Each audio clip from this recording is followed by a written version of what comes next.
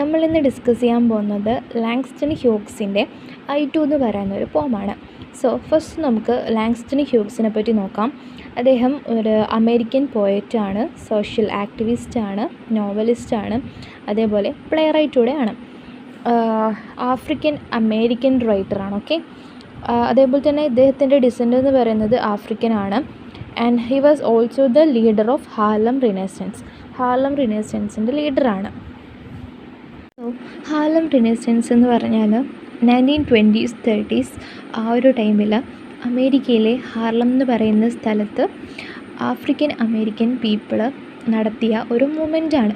So ആ ഒരു മൂവ്മെൻറ്റിലൂടെ ആഫ്രിക്കൻ അമേരിക്കൻസ് അവർ നേരിട്ടിരുന്ന റേസിസത്തിനെതിരെ പ്രൊട്ടസ്റ്റ് ചെയ്യുകയും ചെയ്തു. And at the same time അവരുടെ cultural movement, literature, music, dance, arts, so അങ്ങനെ തുടങ്ങിയിട്ടുള്ള കാര്യങ്ങളിൽ ഗ്രോത്ത് ഉണ്ടാവുകയും ചെയ്തു. ആൻഡ് ഇതിൻ്റെ ഡീറ്റെയിൽഡ് ആയിട്ടുള്ള നോട്ട് വേണമെങ്കിൽ നമ്മൾ വേറൊരു ഷോർട്ട് വീഡിയോ ആയിട്ട് ചെയ്യുന്നതായിരിക്കും. സോ നമുക്ക് പോം നോക്കാം. I too sing America, I'm the darker brother. They send me to eat in the kitchen when company comes, but I laugh and eat well and grow strong. ഇവിടെ speaker ഒരു black അമേരിക്കനാണ്. I too sing America, അതായത് നമ്മുടെ speaker പറയാണ്, ഞാനും അമേരിക്കയുടെ ഒരു ഭാഗമാണ്. White അമേരിക്കൻസിനെ പോലെ തന്നെ താനും അമേരിക്കയുടെ ഒരു പാർട്ടാണ്. I am the darker brother, അതായത് താൻ ഒരു ബ്ലാക്ക് മെമ്പറാണ്.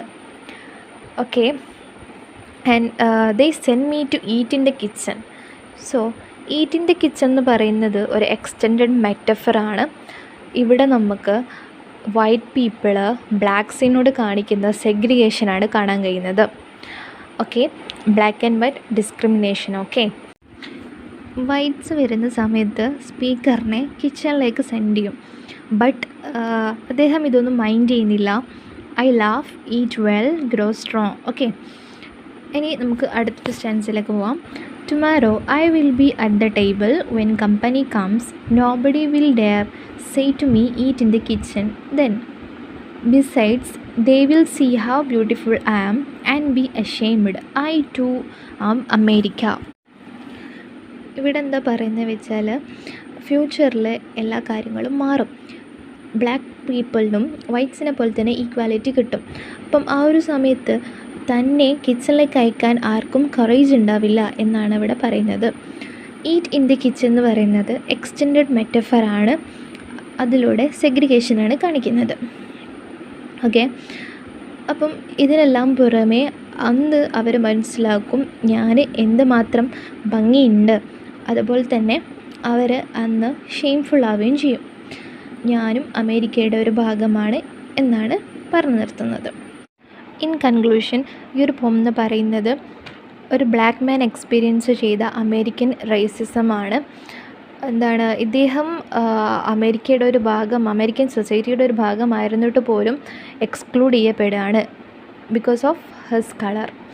And at the same time when we come to end of the poem നമുക്ക് മനസ്സിലാക്കാൻ വേണ്ടി പറ്റും ബ്ലാക്ക് പീപ്പിൾ എന്ത് ചെയ്യുന്നുണ്ട്, ഈ റേസിസത്തിനും സെഗ്രിഗേഷൻ, വേർതിരിവിനും എതിരെ റെസ്പോണ്ട് ചെയ്യുന്നുണ്ട്.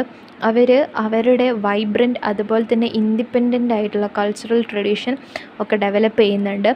ഇതൊക്കെ ഇങ്ങനെ ഡെവലപ്പ് ചെയ്യുന്നതിലൂടെ ഇവർക്ക് സ്ട്രെങ്ത് കിട്ടും.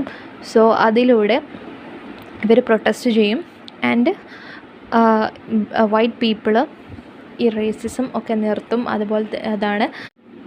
അപ്പം ഇവരുടെ ആ ഒരു സ്ട്രെങ്ത്, അതായത് ഈ ബ്ലാക്ക് പീപ്പിളിൻ്റെ സ്ട്രെങ്ത്തൊക്കെ കണ്ടിട്ട് എന്ത് ചെയ്യില്ല, വൈറ്റ് പീപ്പിള് ഈ ബ്ലാക്ക്സിനെ ടേബിളിൽ നിന്നും എക്സ്ക്ലൂഡ് ചെയ്യില്ല. ആൻഡ് ദെൻ സെഗ്രിഗേഷൻ എന്ത് ചെയ്യും, itself break down. Thanks for watching. Video ഇഷ്ടമായെങ്കിൽ ലൈക്ക് ചെയ്യുക. എന്തെങ്കിലും സജഷൻസ് ഉണ്ടെങ്കിൽ കമൻറ്റ് ചെയ്യുക.